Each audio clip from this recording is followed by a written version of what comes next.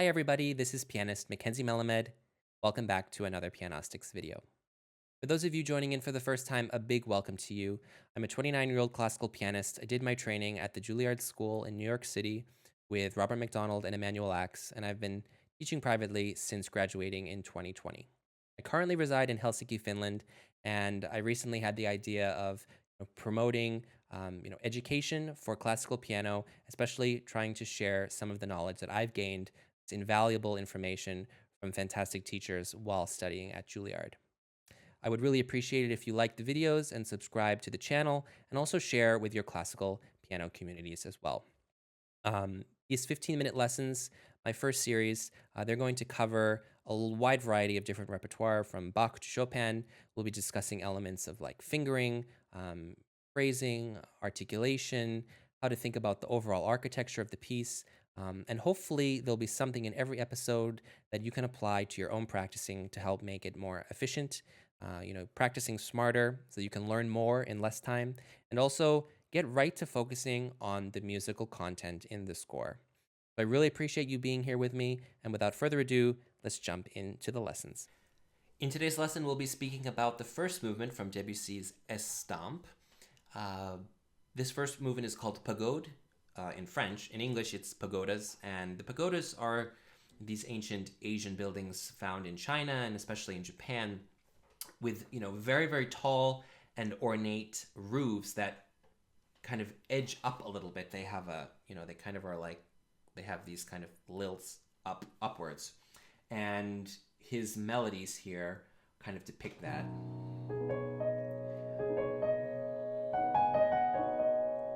Upward facing for sure. And features the pentatonic scale, which was, kind of a new idea in the 20th century. Debussy had traveled extensively in Asia and was inspired by the Asian melodies and especially in the rhythms. This one has a lot from Indonesia. In 1889, at the World's Exposition in Paris, he heard gamelan players. They brought the gamelan, a huge instrument with all these sorts of bells, no whistles, but bells. He heard this and started writing about obviously his experiences, but also about the specific sound and the way in which this instrument was played. He tells us to play this work delicately and almost without nuance. And he wants us to be kind of lost in the wash of the sound that he's creating from all of these different pentatonic scales and the harmonies created from there. And he's using, triplets against duples, and he's using 5 against 4. So there's a lot of overlap here and bringing us a very, very different sound world than that anyone has really heard in classical music in the 20th century. So the 4 things I have on my game plan would be how to approach playing without the nuance that we're used to. We're not going towards specific notes in the phrase. We're not having so much rubato. If at all, he has very few ritardandos between sections, but how do we go through a piece that's kind of non-stop till the end, but as its purpose to be that way. So we can think about ways that may make it easier, as well as creating a couple of different kinds of bell sounds that we could use with the weight of our hand. Circular phrasing, which is something that I think about where normally at the end of the phrase we have something that we're kind of reaching towards, and when we're not trying to create accents, there may just be a continuation of a phrase even though the phrase is ending. So that's a different idea where we kind of approach the end of the phrase not in a fleeting way, but kind of a way that just continues and doesn't have a high point and doesn't really fall off either. And lastly, singing out loud can help us in the ending. I know I use it a lot to kind of smooth out the faster sections where we've got 4 against 3. We also have 5 and 4 and 5 and 3 and 4 and 3 towards the end. So smoothing out those can help by just singing it and not even singing, but just using our regular voice to really hear the rhythms and make the rhythms with our mouths. So a little bit about this idea of playing without nuance. He does have some tenutos written, but they're pretty much uniformly on the whole melody that he's written to kind of push us into this idea that these bells they're not tempered, you know, they're just dum, bum, bum, bum, bum, bum, bum. There's no, you know, crazy, there's no overt rubato that we would have in a work from this period. And it's interesting to kind of play a piece that, you know, you really are not supposed to do much except for the few writs that he writes and immediately a tempo. And he's very specific at what he wants to happen throughout these sections. So if we just take the third measure, for example, and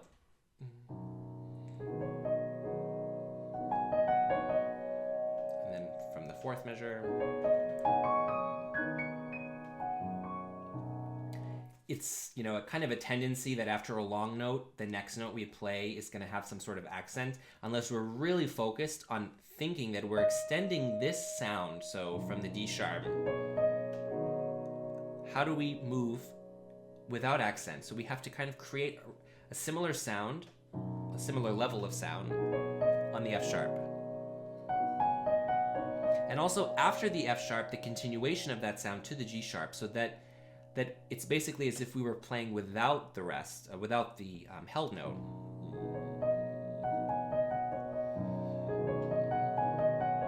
It's much easier to play, obviously, without a pause. But now we have this pause. So we have to have the breadth and the warmth of the sound that we created at the beginning of the phrase, and not to overdo it or underdo it. Because then it sounds like we went to the D sharp. And if we go over, we're going to have an accent on the F sharp. So we have to think about before and after the sound.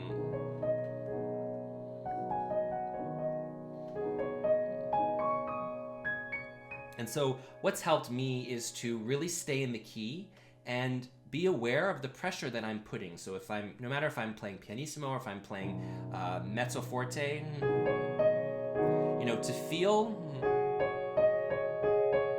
a very equal amount of pressure and to continue that and continue.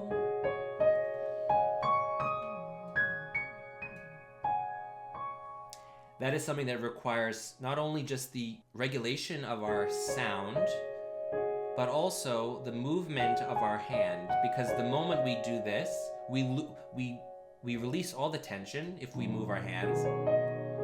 Now we have, you know, we can't get back to that sound that we had as easily. Whereas if we stay together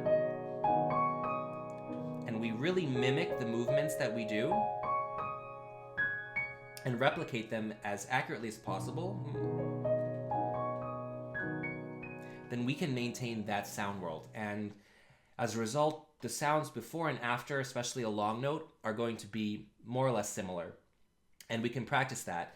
And that's going to give us this kind of sound that continues without nuance, and it allows us that, you know, the sound quality remains high, and we don't have the tendency to have rubato in places that we don't want. If we play a note too loudly, you know, we might try to compensate for that. And that can lead to a lot of different problems. And so hopefully those things may help you, if not in this work, in another work that you need to maintain the sound, and you need to maintain a line that has a long held note, for example, like this quarter note tied to the eighth note, to think about what are we doing with our hand in the meanwhile, if the next note is not, you know, what are we doing with our sound here and then after? And are those the same, or are we growing in the phrase? Are we having a small decrescendo? But thinking about that is going to be the key to kind of playing without the nuances, so that we can avoid the typical pitfalls of making accents where we don't intend to.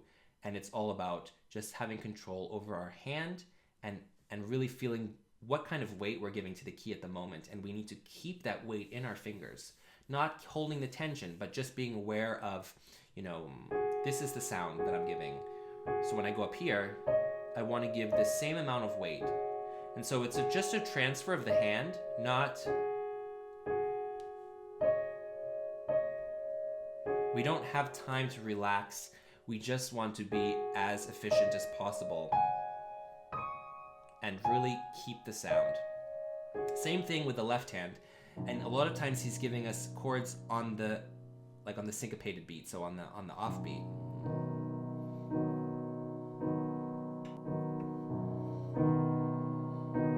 Not because that is giving us some injection of an accent that we don't want, a push. But if we want something that's going to be sustained over the whole, 2 bars.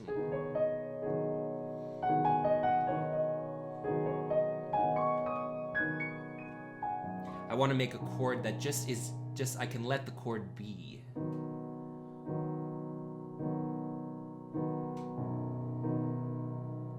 And a chord with the quality that I can repeat over and over again. And so I watch my movements.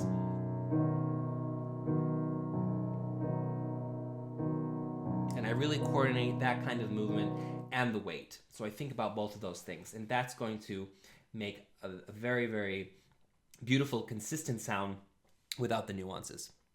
With the bell sounds, we just talk about these first 2 chords. I like to think of it as a down bell and an up bell. So we have a darker bell that lasts for the whole measure. And for me, I practice by holding my thumb here below the keys and then experimenting with my sound first. And I want a deep sound that goes down. Maybe that's a little bit too harsh, but when I think about the weight of the sound and where my hand is, it is not a simple down. It actually matters like a tennis swing. The wind-up is as equally as important as the release, as is just hitting the ball with the right power.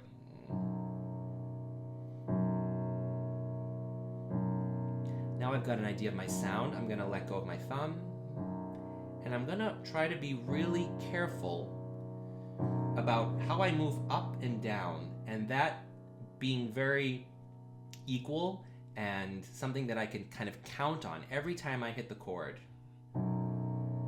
of this down.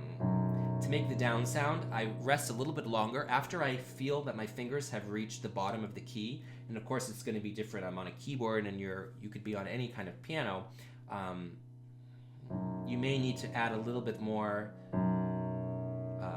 power or slightly faster depending on the action and depending on just how bright or how mellow or how sensitive your piano is. But for me, I want to feel the bottom of the keys, and even for just a slight extra millisecond.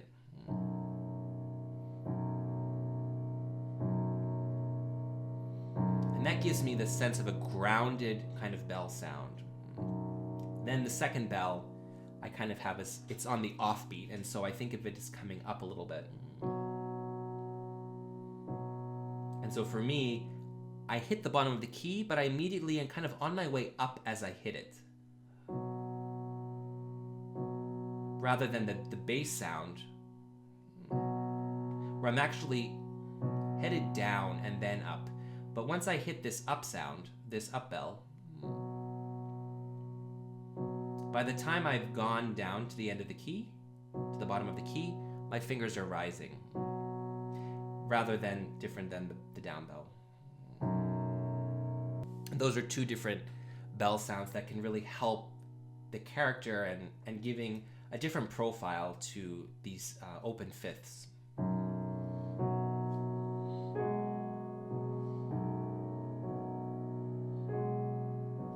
A quick note about the circular phrasing.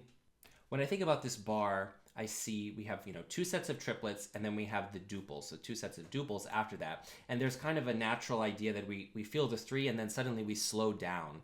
And then we also have a rest after here. So for me, when I think about extending the line, I think about actually extending the triplet idea even though I'm playing the duples.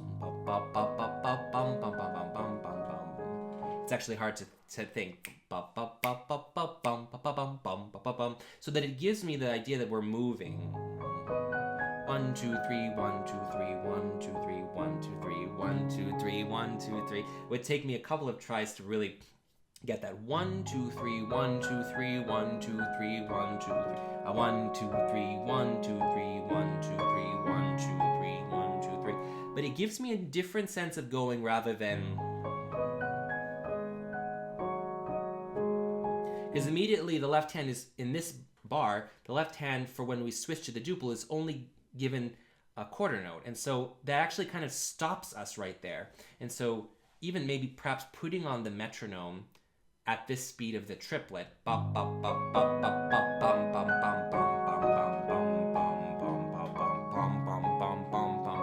can help move you along so that you don't get caught up in the rigidness that actually he wants this, but there is this inherent nature of slowing down when we go from the triplet to the duple.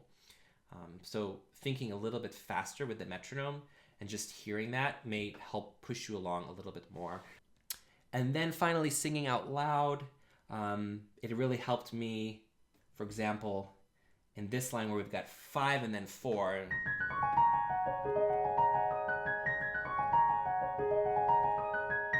I want to make that basically, it's going to be 9 notes, but it's not da ba ba ba ba ba ba ba ba bum. It actually has to be ba ba ba ba ba ba ba ba ba ba ba ba ba ba ba ba ba. And so how can I, if I say it, if I just do this with the ba ba ba, how can I, make the 5 and 4 as similar as possible and as smooth as possible so that we don't hear that it's 5 and then a set of 4. So we really hear the delineation there. So if I slow down the 5 and speed up the 4 so that we kind of have the smoothest idea,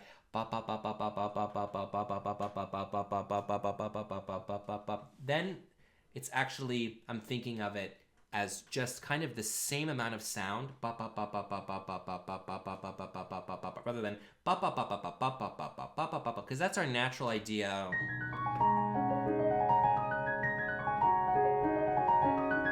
And then we do get this, kind of stop and start.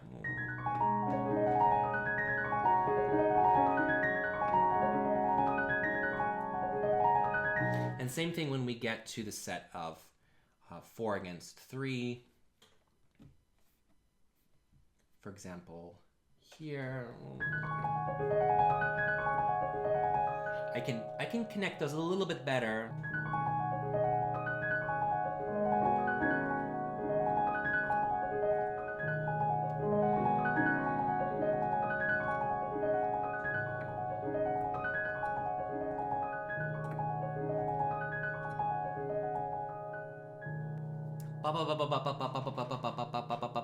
Not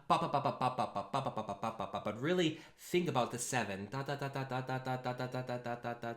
that it's kind of lasting forever, and it's this line that continues. And so just hearing yourself and being able to say it yourself is going to help you play it and have a better idea of how to connect the 2 different meters so that it really sounds like one line. And in this case, we're doing it twice in one line.